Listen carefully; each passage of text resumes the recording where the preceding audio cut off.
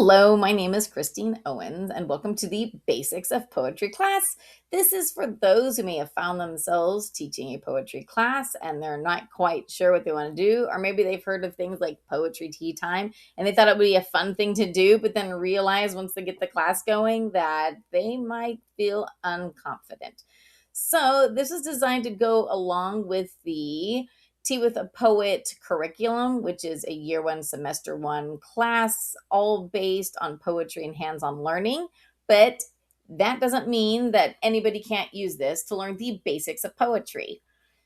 So we're just going to jump straight in. Okay. So parts of a poem. Of course, we have the title of the poem and the name of the author, which you will always find with the poem. But a poem is made up of a couple different things. The first thing is lines. Every single line in a poem is just called a line. Super, super simple. Then the next part that you need to know about is the stanza. So you'll see it here highlighted in this pinkish red color.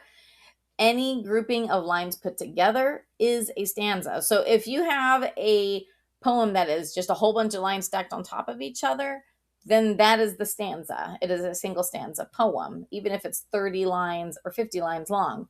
But if there is a stanza break, which you can see here in between each of the stanzas, there's a space. The stanza break then creates a break in the stanza, and then you identify them as the first stanza, second stanza, third stanza, and so on. Okay. The next part is the meter. So the meter is determined by the number of syllables in a line. It helps give a poem its flow and rhythm. So At the Seaside by Robert Louis Stevenson, you'll see here, I've already counted it out. The first and second lines both have 8 syllables, and then the third line has 6 syllables, and then that repeats. It kind of creates a nice flow when you read it. When I was down beside the sea, a wooden spade they gave to me to dig the sandy shore. My holes were empty like a cup, and every hole the sea came up, till it could come no more. So you feel like it had, even though it had a little bit longer lines and then a shorter line, it had a nice flow to it. So that is what your meter is doing. When teaching about poetry, you want to encourage your children or students to figure out how many lines they, or how many syllables they want to have in their line. And a lot of times I encourage them just to write the first line, not even thinking about it, and then to go off that. And then, of course, if they find that they want shorter lines, then you just have to help them figure out, what sort of pattern they want to create with their syllables to create their meter. Okay, next thing is rhyme scheme. Rhyme scheme can kind of feel confusing if it is new to you, but it's really much more simple than a lot of people make it sound. So a poem's rhyme scheme is determined by the ending sound found in the word at the end of the line.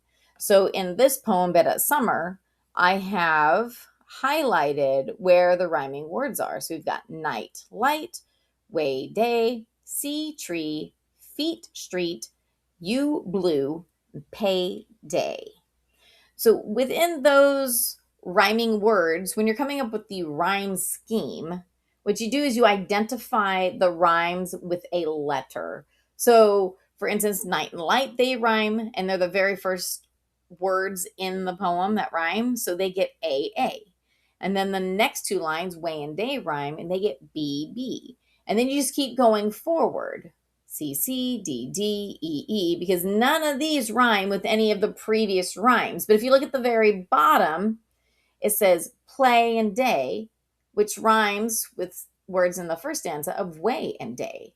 So since they actually match a rhyme earlier in the poem, they get the same letter identification. So BB.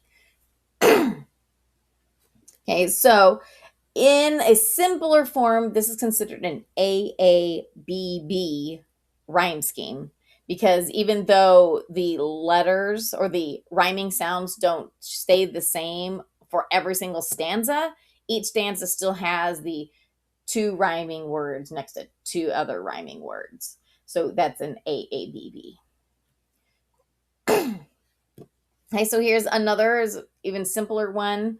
Okay, another AABB, Looking Forward by Robert Louis Stevenson. When I am grown to man's estate, I shall be very proud and great, and tell the other girls and boys not to meddle with my toys. So there again, we got estate and great. They rhyme with each other, but they do not rhyme with boys and toys. So they both get their own identification, AA and then BB. Okay, so this one's a little bit different. Okay, a little trickier. Okay, I Write About the Butterflies by Louisa May Alcott. She has lines that run from one line to another. So the rhymes don't happen at the end of each line, they're happening every other line. Okay, so the first line is butterfly, second line is things, third line is birds, fourth line is sing. Okay, so first line butterfly, even though there's nothing that rhymes with, it gets identified as A because it is the first word. Then you look at the second line and it's thing. That doesn't rhyme with the first line. So it gets labeled as B. Then the next line is the word birds, which doesn't rhyme with butterfly or things. So it gets C. But then finally comes our rhyme in line 4, sing. So it is the same as the second line. So it gets B. So this is A, B, C, B. Okay. And that continues throughout the poem. Grub, cocoon, butterfly, soon. Okay. And none of these rhyme with words appear. Okay. And then honey, hive, hornet, strive. And typically when words are the same exact words, you don't say they rhyme. So for instance, this is an A up here and this is an F down here. You're not going to name that A because it's not falling within a rhyme, if that makes sense. Okay. So this is an A, B, C, B because it still follows the same pattern. No rhyme, rhyme, no rhyme, rhyme. Okay. And they are different. Okay, let's try another one. This poem, The New Colossus by Emma Lazarus, actually has 2 different rhyme schemes hidden within it. So I thought it'd be a perfect example to show you 2 other kinds of rhyme schemes. So in the first section, it's an ABBA. So you have fame, land, stand, flame. So the first and fourth line rhyme and the second and third line rhyme. Okay, and then if you jump down to the next chunk, it's name, hand, command, frame. So you got name and frame rhyme and hand and command rhyme. Okay, so if you look over here, it's A, B, B, A, C, D, D, C. Okay, and that is creating the ABBA pattern. And if it kept going, then it would go, after C, D, D, C, it would be E, F, F, E, and it would just keep going. But in this poem, it actually completely changes.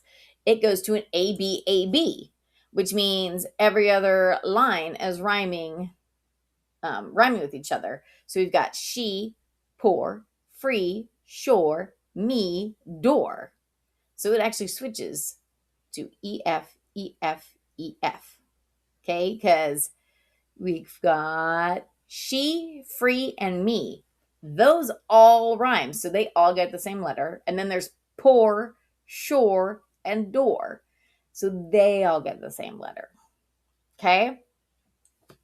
So I hope that helps you understand rhyme scheme and how rhymes are identified. Some people do use numbers instead of letters. So it'd be like 1, 2, 1, 2 or 1, 2, 2, 1.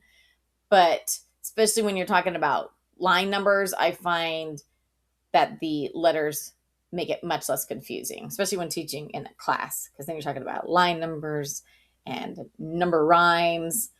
So I encourage you to use the A, B format.